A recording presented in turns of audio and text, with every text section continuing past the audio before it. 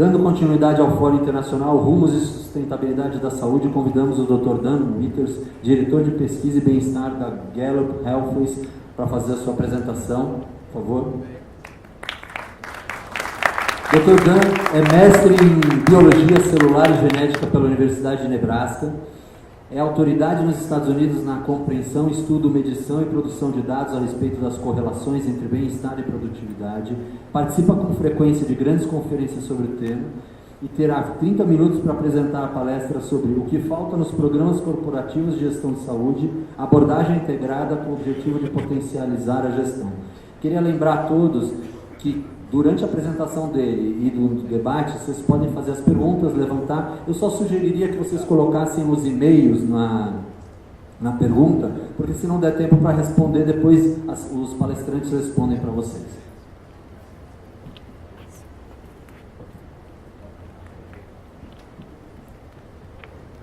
Bom dia. Bom dia. Obrigado por me convidar.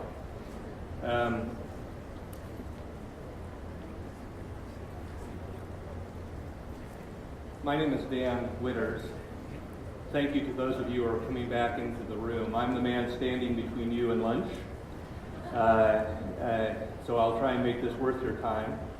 I'm also wearing black socks today, but I want pink socks, so Frederick, maybe you can find some for me.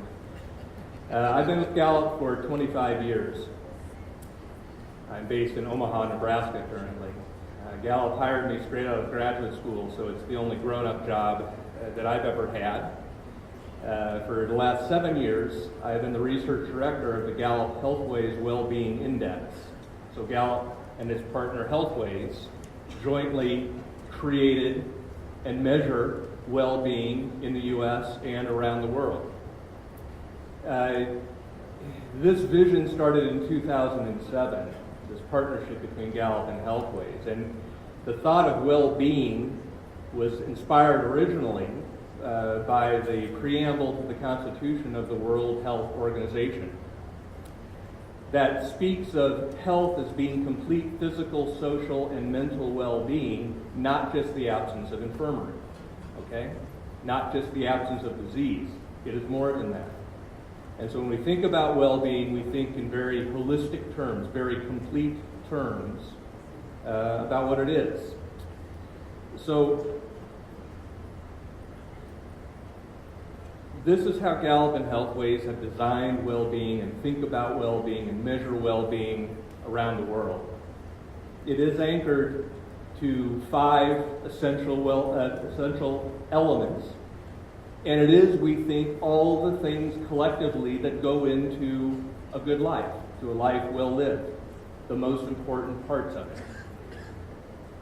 You'll see that there's 5 aspects to it. The first is what we call purpose, which isn't about having meaning in your life so much as it is about having the right career for you, a right natural fit. You like what you do every day. You get to use your strengths. You learn and grow. You set and reach goals. You have a leader who inspires you. That is purpose. The next one is social well-being. This is the love that you have in your life. Your family, your friends, your relationships. Do you have someone who encourages you to be healthy? Do you take time for trips? Do you get positive energy from your loved ones? That's social well-being. Very important. Number 3 is financial well-being. That is influenced by wealth, but is not about wealth. Financial well-being is how you manage your wealth, how you live within your means to build financial security. Okay? That's financial well-being. The fourth one is community well-being. This is your emotional attachment to where you live. Do you think it's perfect for you and your family? Can you imagine living anywhere else? Do you feel safe where you live? Do you give back to your community? Okay, that's community well-being. And then finally, yes, there's physical well-being. This is the most multifaceted of the 5 elements. We ask about sheer physical health, all the major disease states, height and weight to determine BMI, body mass index. But we'll also ask about all the behaviors. Do you smoke? Your eating habits, your alcohol consumption, using drugs to relax, your exercise habits, Do you feel active and productive every day? Do you feel good about your physical appearance? These are all the things that go into physical well-being. So collectively, the overall well-being index has 55 total question items that's in a survey. And we will ask these questions of people inside of the U.S., and then we learn a lot of things about them based upon this complete definition of well-being. So the Well-Being Index launched January 2nd, 2008 in the United States. Okay, we go every night of the year except for the major holidays in the U.S. Okay, 500 randomly selected adults per night. It's all outbound phone. English and Spanish are the two major languages, of course, in the U.S. We're up to 60% cell phone now. It started out at 15%. Now it is 60%. About half of all American adults are cell only, and so you have to do more and more cell. And then you weight the data according to demographic statistics. That corrects for the imperfectness of the randomness of our sample. It corrects for what's called non-response bias. So some groups that are less represented in the sample than we would expect them to be if it were perfectly random count as more than one person. Other groups that are overrepresented count as a little less. Okay, that's the weighting. Now, internationally, the Global Wellbeing Index launched in 2013. This is the Gallup-Healthways Global Wellbeing Index. We have now measured, well, including 2015 that has now just concluded, in over 150 countries worldwide, including Brazil. We use different methodologies. If we can get most of the population by phone, we'll use phone. If it's less than 80%, we will set up a scientifically designed face-to-face, in-person interview. And within this, we don't ask the entire well-being index because we don't have enough room on the survey. But we do have 10 carefully selected questions, 2 from each of the 5 elements, from which we can mathematically determine a lot about the well-being of this big population inside of each country. So that's 500,000 additional interviews worldwide and growing. All of this is, of course, ongoing. And of course, for each country, we weight the data according to that country's own demographic statistics, right, for the same reasons. Well, that's just the map of all the countries that we've been in. Pretty much everywhere. The world poll has been in pretty much everywhere. Not in North Korea. We don't go to Greenland because the population doesn't justify it. A few spots around the world we miss, but almost everywhere. Those are the 10 questions. Purpose, do you like what you do every day? Which is a very good natural right fit surrogate. You do what comes naturally to you. Do you get to learn and do things interesting on an ongoing basis? And social well-being, do you have someone in your life who encourages you to be healthy? Your family and friends give you positive energy every day. Financial well-being, do you have enough money to do everything you want to do? In the last 7 days, you have worried about money. Community well-being, the city or area where you live is perfect for you. In the last 12 months, you've received recognition for helping to improve the city or area where you live. So not just volunteerism, but impactful volunteerism. And then physical, in the last 7 days, you felt active and productive every day, and your physical health is near perfect. So this is a much shorter list. We don't get the same detail internationally that we get with the broader instrument inside of the U.S. But again, these are carefully selected items from each element from which we can apply certain math and come up with very generalizable conclusions about the well-being of adults in these countries.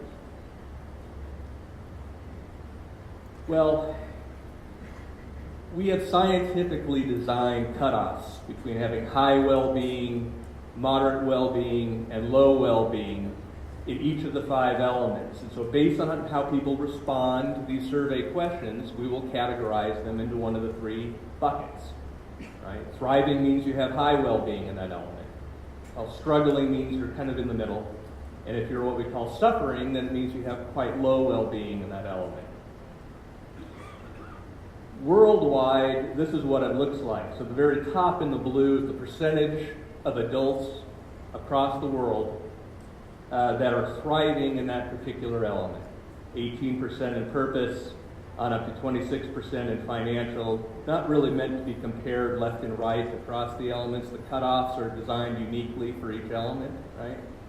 Okay, but you can kind of have a sense how it's built. The suffering percentages for purpose, social, and financial well-being are all at or exceed the thriving percentages. The suffering percentages for community and physical well-being are a little lower than thriving percentages, but that's what it looks like across the planet. 17% of adults worldwide are thriving, have high well-being in at least 3 of the 5 elements. Okay? 43% of adults worldwide are not thriving in any elements. Well, I know that's kind of hard to read, but this is from 2014, the last full year that we've released. The 2015 State of Global Wellbeing report is coming out in about a month. That's all 2015 data collection. This is 2014. The darker the blue, the higher the well-being. This is showing the percentage that are thriving in at least 3 of the 5 elements worldwide. Panama, number 1. Actually, Panama is number 1 2 years in a row. Highest percentage of people who are thriving across all 5 elements. 145th on the list is Afghanistan. That was 0% in 2014. Obviously, a conflict zone and a tough place to live. But that's the range from top to bottom across the world. If you look at it regionally, that first column is the percentage of people thriving in 3 or more elements. That's kind of the single number that we look at for an overall perspective. The world is across the top. Then you have each of the 5 elements. The Americas fare very well relative to the rest of the world across these 5 elements of well-being. Only in financial well-being is Europe better. Europeans do a better job of living within their means and managing their wealth to build financial security. Otherwise, though, the Americas are the highest. Sub-Saharan Africa tends to be the lowest across the major regions of the world. This was the 2014 ranking from top to bottom. Again, the rank is just based on the percentage of people who are thriving in 3 or more of the elements. The Americas are well represented. Latin America in particular is well represented. Brazil was 15th in the world. This was out of 145 countries in 2014. The U.S. was 23rd. And there's some surprises on that list. Some countries we will back out if we find that there is low amounts of freedom or high degrees of insecurity in providing responses to the survey. But otherwise we leave just about everybody in there, and there are going to be some countries that will surprise you, others that won't. But that was the list in 2014. There was the bottom of the list, Afghanistan, 145th, but you can kind of see the countries that make up sort of the very bottom in terms of worldwide well-being in 2014.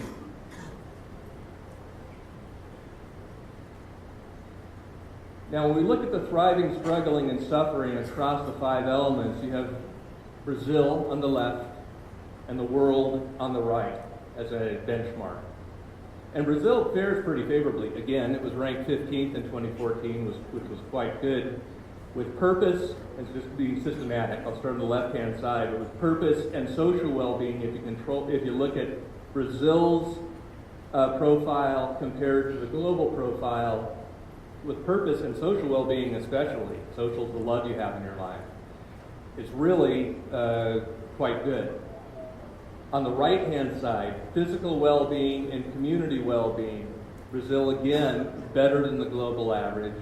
Only in financial well-being is it worse.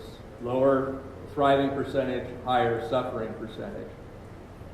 In 2015, the 2015 survey administration in Brazil was in October and November, just 6 months ago.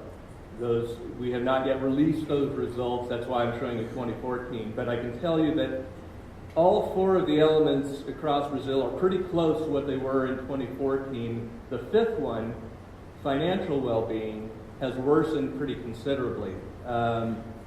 Brazil, of course, is suffering a significant economic recession right now.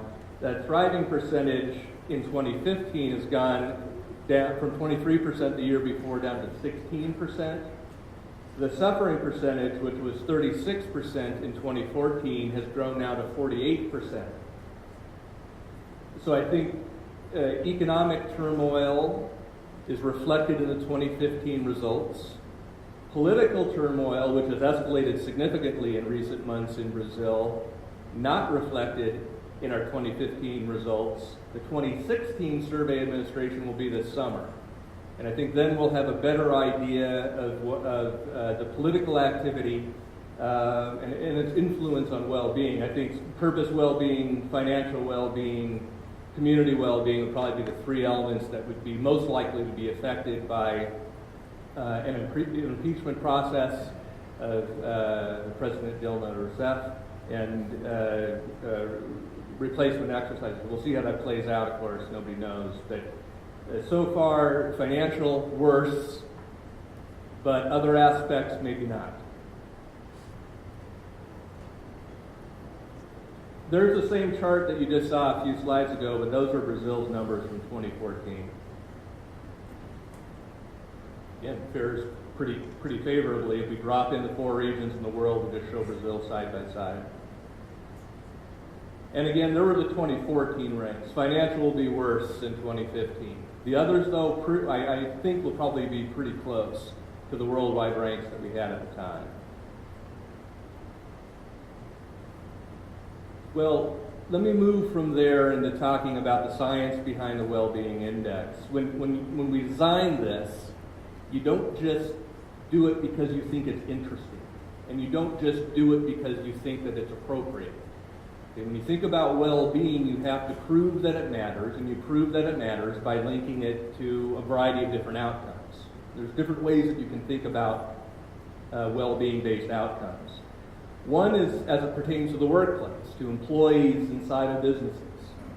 The examples of those sort of outcomes are absenteeism, unplanned absences from work, what sometimes is called presenteeism, which is how good of a worker you are when you are at work. Turnover, involuntary or voluntary, whether or not you leave and change employers. Employee engagement, I'm going to come back to that in a little bit, but how engaged you are in your job. Customer engagement, how good you do with your customers, building loyalty, building advocacy and retention in your customers or clients. Crime or theft, the influence of managers, workplace safety and saving for retirement. Those are all outcomes inside of the workplace that we have linked well-being to. Health outcomes, healthcare utilization, definitely.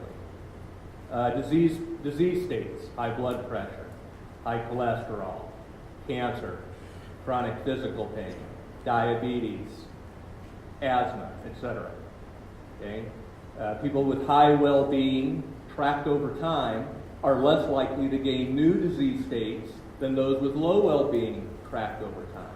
Okay? That's what we mean by new onset disease burden. Change in obesity status, same thing. Longitudinally track thousands of the same people over a multi-year period. Those with high well-being are less likely to become obese in the future than those with low well-being. After controlling for all the demographics, I'll come back to that. Daily emotions. Then you have community outcomes. When you're talking about the city, the outcomes are kind of different, right? High school graduation rates, teenager pregnancy rates, life expectancy, infant mortality, certainly employment and unemployment, violent crime, property crime, charitable giving. These are all things that are kind of a part of the community that the Well-Being Index has demonstratively been linked to, scientifically been linked to. Okay? Subjective well-being influences these outcomes. If it doesn't, you're measuring the wrong things. And you need to throw it out and replace it. So the validation goes at proving the well-being as we define it, as we think about it, as we talk about it, as we measure it, influences this. Worldwide, there are some kind of big, broad outcomes that we sort of think about. I I won't read through this exhaustively, but thinking about purpose well-being, and again, we control for things like age and gender and wealth and education and the part of the world you're in. But when we do that and we look at this, people who have high purpose well-being are 8 times likely to evaluate their current lives high, 4 times more likely to be engaged in their jobs, more likely to donate money to charitable causes, to volunteer their time, to help a stranger who's suffering, more likely to recommend their city or area as a place to live. Social well-being looks kind of similar.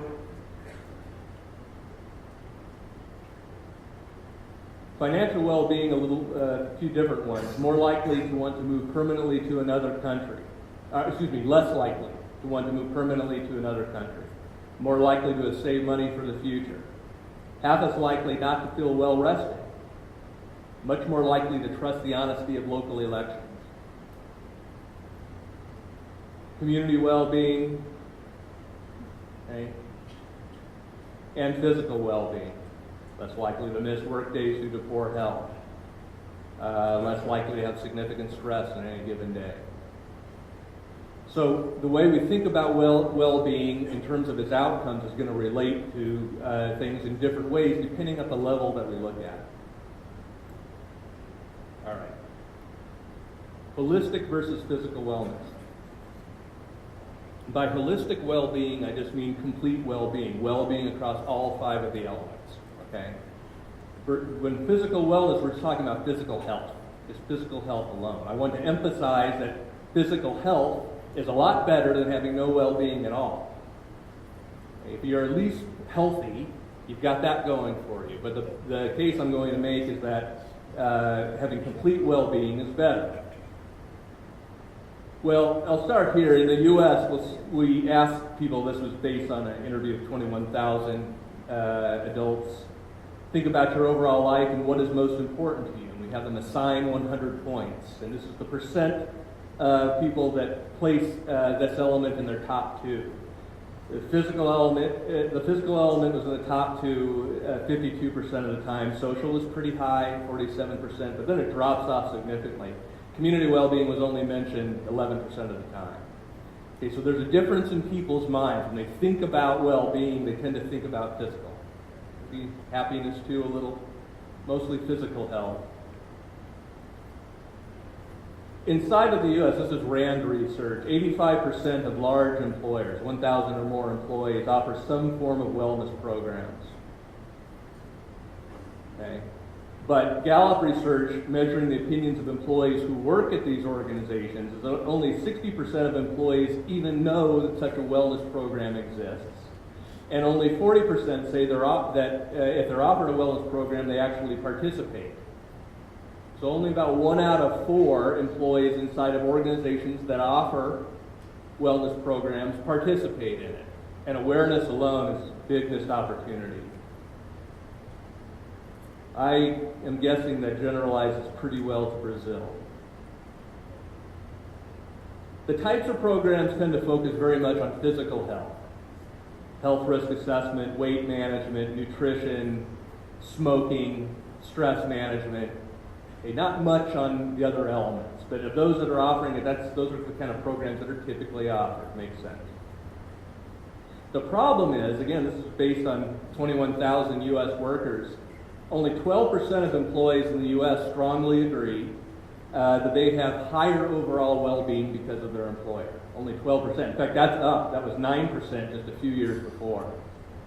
The large majority, that's over 90%, think that their job is a detriment to their well-being. It hurts their well-being.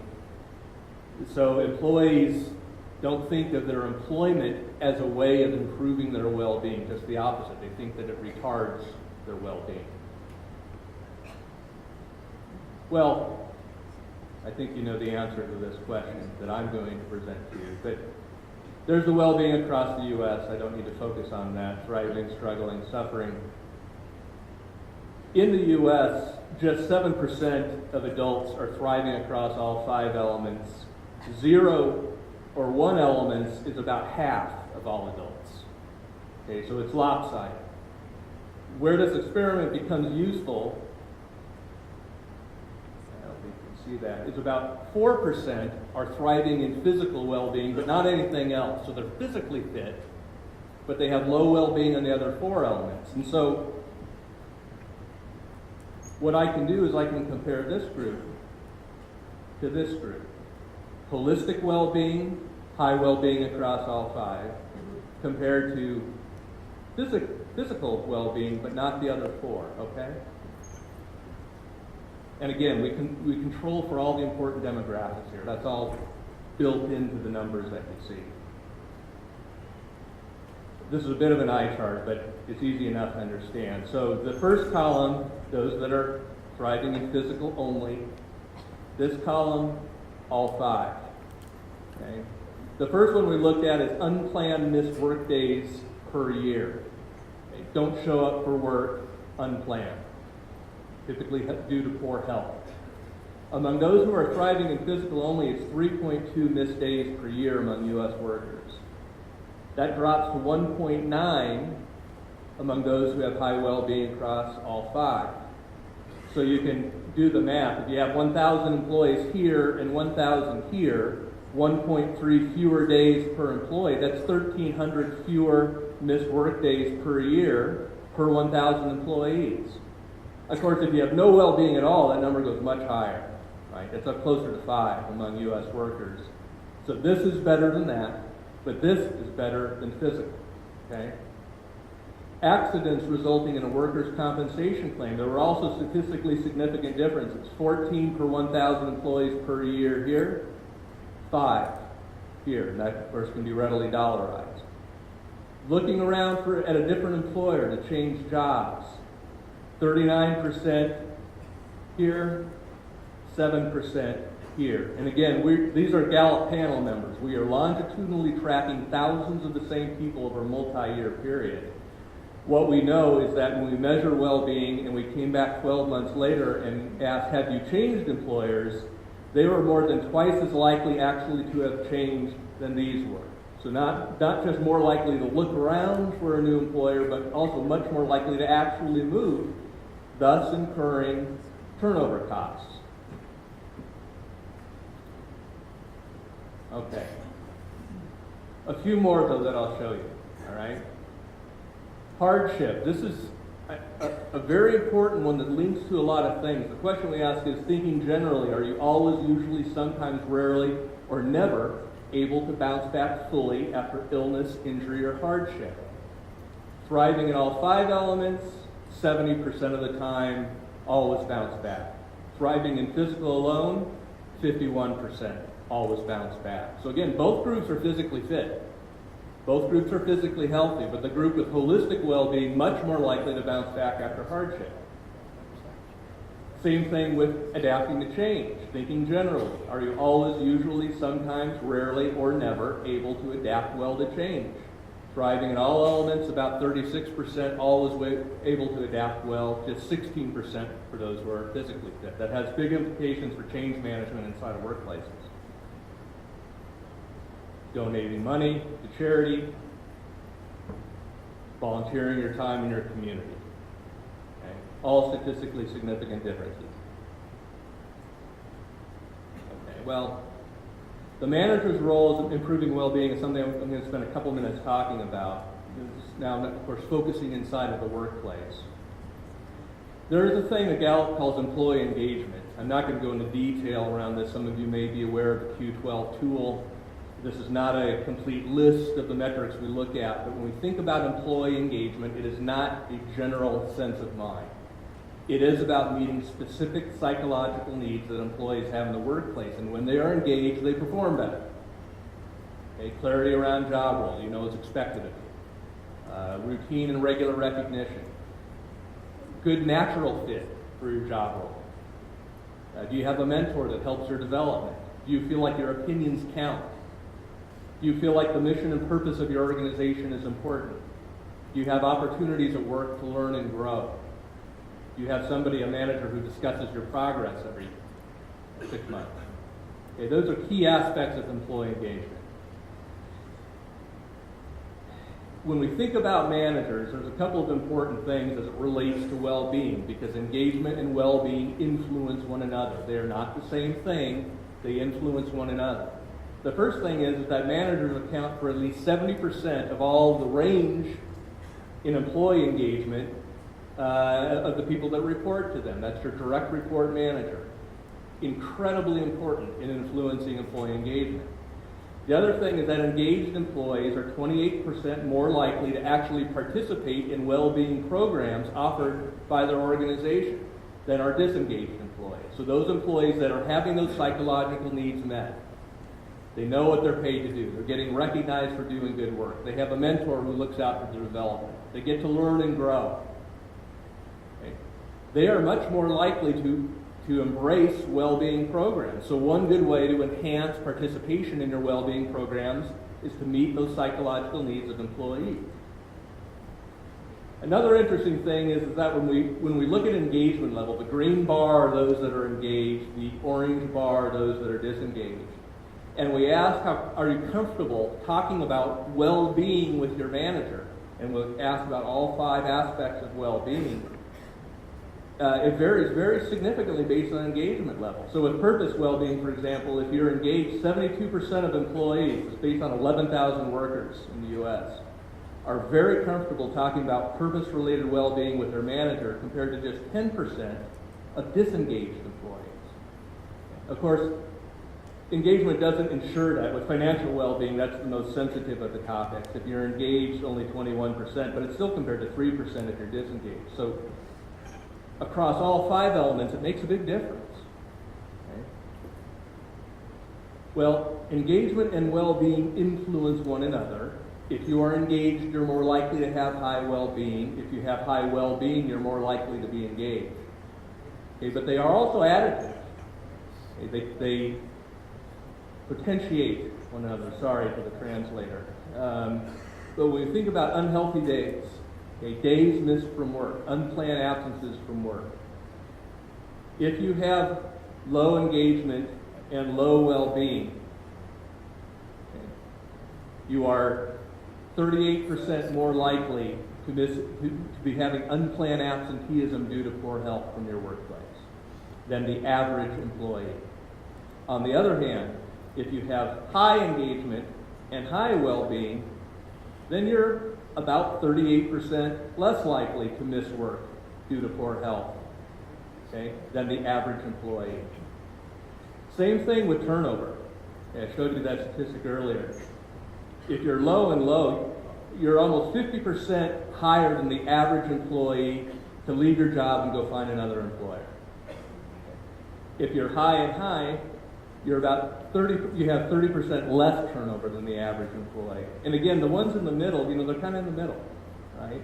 So you have a clear additive effect between engagement and well-being. By the way, if, again, we longitudinally, over time, track many thousands of the same workers, and you control for the demographics and you control for the baseline well-being and the baseline engagement, what we find is that the original baseline well-being influences future engagement about 1/3 more than baseline engagement influences future well-being. So they are additive, they contribute to one another, but well-being is actually a good way to drive future state engagement among employees. Okay, so I'll wrap up with a few final slides and then we can move into the panel.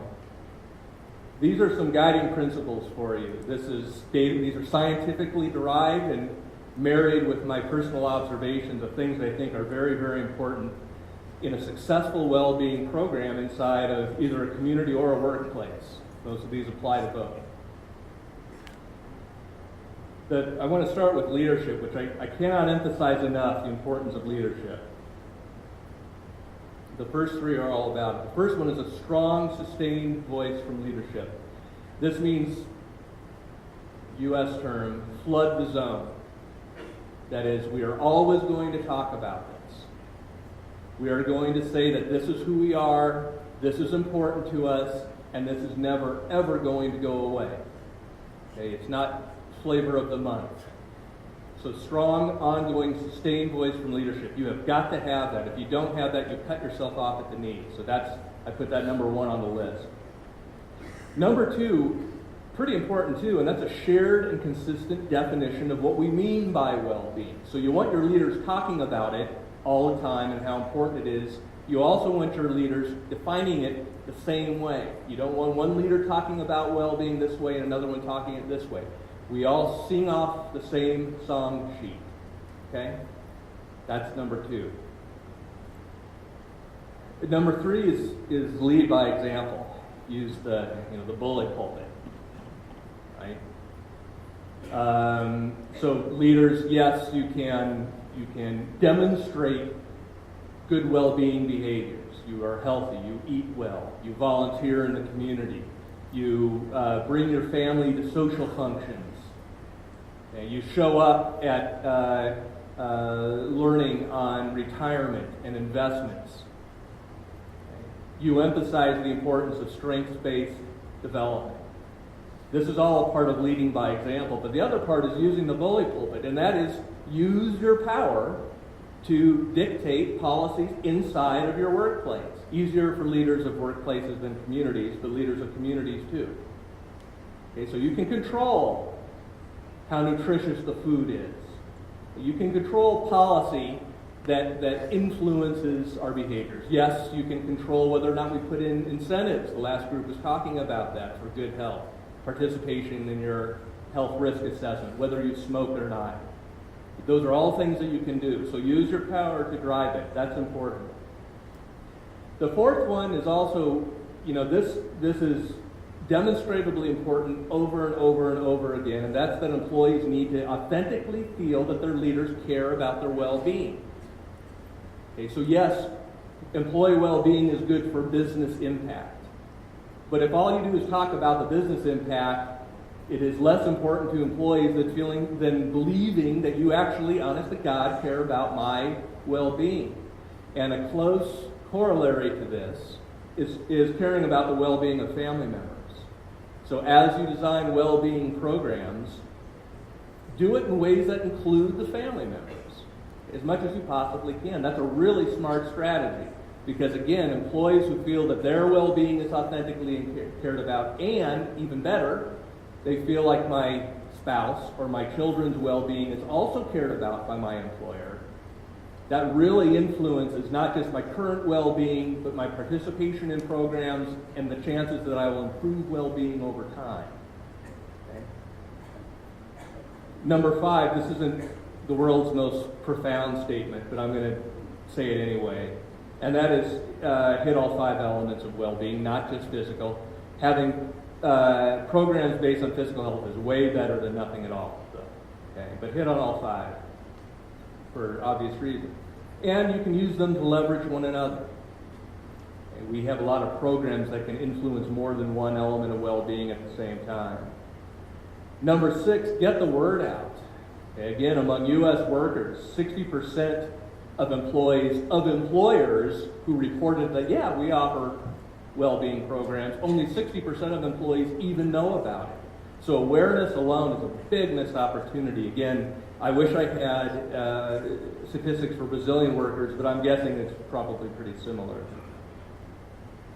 Linked to employee engagement, okay? Let me talk a little bit more about that. The employee engagement are those psychological needs. Well, you can drive well-being through engagement. So recognition is a really important part of engagement. Link recognition to well-being accomplishments. Okay, so if I participate in well-being programs or I succeed at well-being programs as a part of our recognition program, we include that in the recognition. If people know that they're going to get recognized, they will be strongly motivated to go live better well-being lives. Does that make sense? Okay, incorporate ideas from employees into well-being initiatives. Do I feel like my opinions count? Include well-being accomplishments in program meetings progress meetings with my manager. Okay, assimilate them together. That's a very smart strategy. And then the last one, number 8, this is amazing to me how little this happens. Again, not a super profound thought, but an important one, and that's evaluate the effectiveness of your programs. A lot of employers will offer some sort of programs, but they don't bother to check and see if it's making a difference in the well-being of the people who work there. If your programs are not helping overall well-being of employees, stop wasting your money on it. Spend your money on other programs. Okay, so evaluating effectiveness is, I think, a big missed opportunity for employers, something you need to do more of if you're not doing it right now. Okay, then a few just kind of some proven tactics. Business swap partnering programs, that's a good one for communities. It's a smart strategy where, for example, employees of restaurants that offer significant low-calorie, healthy, heart-friendly menu options get discounted rates at local fitness centers, whereas employees and members of local fitness centers receive discounted prices at eating at these healthy restaurants. Does that make sense? So it's business swap. And it's business swap in a way that provides a financial incentive for people to do both of them at the same time. Getting people to the dentist. This is a really, really important one. It's kind of a sneaky one because people don't think of oral health and well-being very closely. But people, listen, bad oral health has all kinds of poor physical health outcomes downstream. Right? Because the bacteria get in your mouth and then get in your bloodstream and then it links to all kinds of nasty things. Good oral health also, in turn, links to lots of high well-being things, including just how you think about and evaluate your life generally. So taking care of your teeth is a good psychological trigger for how you think about your life and the behaviors that you exhibit. So good dentistry programs. Recruiting the dentists in the community to reach out to low-income neighborhoods. That's a really smart strategy, kind of a hidden one, but a good one. Number 3 is the local colleges and universities. There are certain bell cow metrics of well-being. Sorry again to the translator. I'm from Nebraska in the U.S. This is big farm and cattle country. So I tend to think in terms of cattle. Cows wear cow bells around their neck, and as they walk, the bell clanks, and the other cows follow. So the bell cow is the lead cow, right? You get the bell cow to move, and the other cows will move. That's the bell cow. There are certain bell cow metrics in the well-being index that pull up lots of other aspects of well-being. Learning new and interesting things is a really important bell cow metric. Influences all aspects of well-being.